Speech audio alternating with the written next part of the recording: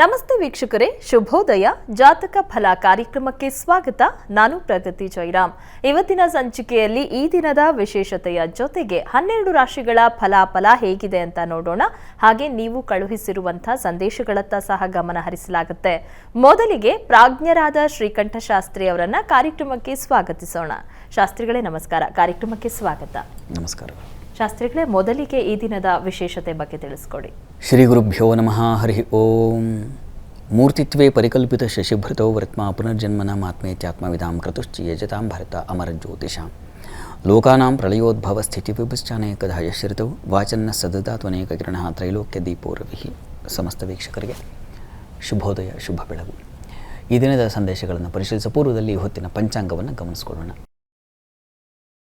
ಶ್ರೀ ಕ್ರೋಧಿನಾಮ ಸಂವತ್ಸರ, ದಕ್ಷಿಣಾಯಣ, ವರ್ಷ ಋತು ಶ್ರಾವಣ ಮಾಸ, ಶುಕ್ಲ ಪಕ್ಷವಾಗಿದೆ. ಈ ದಿವಸ ಸೋಮವಾರವಾಗಿರ್ತಕ್ಕಂಥದ್ದು, ಪೂರ್ಣಿಮಾ ತಿಥಿ, ಶ್ರವಣ ನಕ್ಷತ್ರ. ಈ ದಿವಸ ತುಂಬ ವಿಶಿಷ್ಟವಾದ ದಿವಸ. ಇದು ಶ್ರಾವಣ ಪೌರ್ಣಮಿ. ಶ್ರಾವಣ ಮಾಸ ಅದು ಬುದ್ಧಿ ಮಾಸ ಅಂತ. ಯಾಕಪ್ಪ ಅಂತಂದರೆ ಈ ಪೌರ್ಣಮಿ ಕಾರಣ. ಇಲ್ಲಿ ಋಗುಪಾಕರ್ಮ, ಯಜುರುಪಾಕರ್ಮ, ನೂಲ ಹುಣ್ಣಿಮೆ ಅಂತ ಇದನ್ನು ಕರೀತಾರೆ. ಉಪಕರ್ಮ ಅಂತಂದರೆ ವಸ್ತುತಃ ಇದು ಜ್ಞಾನಕ್ಕೆ ಮುಖ್ಯ ತಿರುಳನ್ನು ಹೇಳ್ತಾ ಇದ್ದೀನಿ ನಾನು. ಈ ಚಾತುರ್ಮಾಸ್ಯ ಏನಿದೆ, ಈ ಮಳೆಗಾಲ ಏನಿದೆ, ಮಳೆಗಾಲದಲ್ಲಿ ಅಧ್ಯಯನ, ಅಧ್ಯಾಪನ, ತಾನು ಸ್ವತಂತ್ರವಾಗಿ ಓದ್ತಕ್ಕಂಥದ್ದು ಮತ್ತು ವಿದ್ಯಾರ್ಥಿಗಳಿಗೆ ಬೋಧನೆ ಮಾಡ್ತಕ್ಕಂಥದ್ದು ಎರಡಕ್ಕೆ ಪ್ರಶಸ್ತವಾದದ್ದು. ಈ ಪೂರ್ಣಿಮೆ ಏನಿದೆ ಇದು ಹೀಗೆ ಜ್ಞಾನಾರ್ಜನೆಗೆ ಹಾಗೂ ಜ್ಞಾನ ವಿತರಣೆಗೆ ಎರಡಕ್ಕೂ ಉತ್ತಮವಾಗಿರ್ತಕ್ಕಂಥದ್ದು ಅನ್ನೋದನ್ನೇ ಸೂಚಿಸ್ತಾ ಇದೆ. ಅದು ಎಂಥ ಜ್ಞಾನ ಅಂದರೆ, ವಸ್ತುತಃ ನಮಗೆಲ್ಲ ಗೊತ್ತಿದೆ, ವಿದ್ಯೆ ಅಂತಂದರೆ ನಾವೇನೋ ಓದೋದು, ಇಂಜಿನಿಯರಿಂಗ್ ಓದೋದು ಅಥವಾ ಇನ್ನೇನು ಮೆಡಿಕಲ್ ಓದೋದು, ಮತ್ತಿನ್ನೂ ಲಕ್ಷ ಬ್ರಾಂಚಸ್ ಇದೆ ಅಲ್ವಾ, ಅದನ್ನು ಓದೋದು, ಅದು ಲೌಕಿಕ ಅಧ್ಯಯನ. ಅದಕ್ಕೆ ವಿದ್ಯೆ ಅನ್ನಲ್ಲ. ವಿದ್ಯೆ ಅಂದರೆ ಏನು ಅಂದರೆ, ಸಾ ವಿದ್ಯಾಯ ವಿಮುಕ್ತಯೇ ಅಂತ ಹೇಳಿದೆ. ಯಾವುದು ವಿದ್ಯೆ ಅಂತಂದರೆ ಯಾವುದು ಮುಕ್ತಿಯನ್ನು ತಂದುಕೊಡುತ್ತೋ ಅದು ವಿದ್ಯೆ ಅಂತ. ಯಾವುದು ನಮಗೆ ಆನಂದವನ್ನು, ಬ್ರಹ್ಮಾನಂದವನ್ನು ತಂದುಕೊಡುತ್ತೋ ಅದು ವಿದ್ಯೆ ಅಂತ ಹೇಳಿದೆ. ಇದೆಲ್ಲ ಇಹದ್ದಲ್ಲ, ಪರದ್ದು, ಪರಚಿಂತನೆ. ಪರದ್ದು ಅಂತಂದರೆ ಮುಖ್ಯವಾಗಿ ಸರಳವಾಗಿ ಅರ್ಥ ಮಾಡ್ಕೊಳ್ಳೋಣ ಅಂತಂದರೆ, ಸದಾ ಆನಂದವಾಗಿರುವಂಥ ಸ್ಥಿತಿ ಯಾವುದೋ ಅದನ್ನು ಹೇಳಿಕೊಡುತ್ತೆ ಆ ವಿದ್ಯೆ. ಅದನ್ನೇ ಆರ್ಷವಿದ್ಯೆ ಅಂತ ಕರೀತಾರೆ.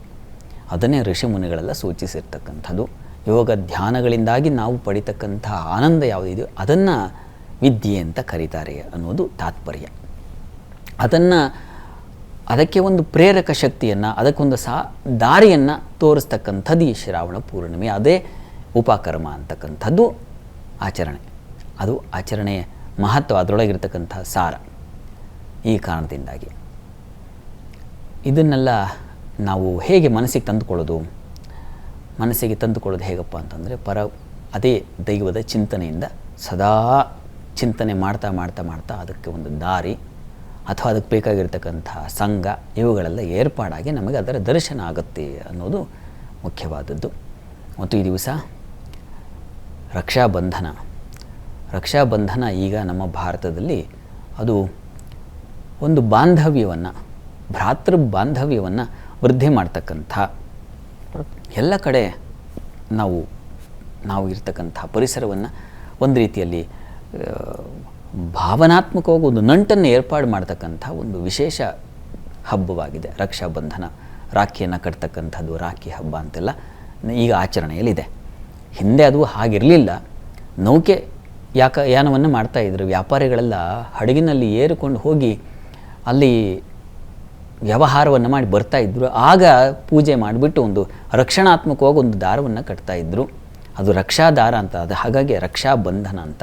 ರಕ್ಷೆ ಅದು ಸದಾ ಕಾಪಾಡ್ತಾ ಇರಲಿ ಅಂತ ಅದು ಕಟ್ಟಿದ್ದು.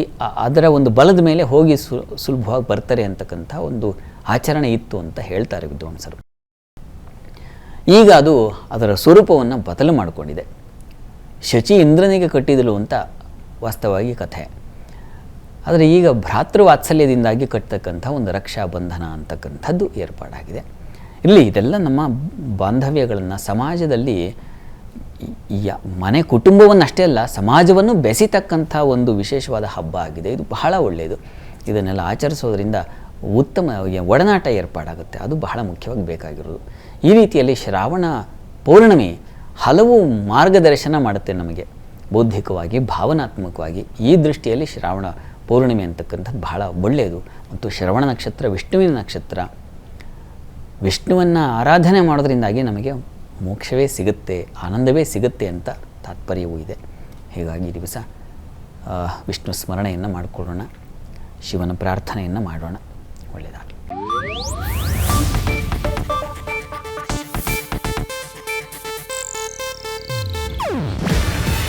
ಇದು ಏಷ್ಯಾನೆಟ್ ನ್ಯೂಸ್ ನೆಟ್ವರ್ಕ್ ಪ್ರಸ್ತುತಿ. ನೀವು ನೋಡ್ತಿದ್ದೀರಾ ಏಷ್ಯಾನೆಟ್ ಸುವರ್ಣ ನ್ಯೂಸ್.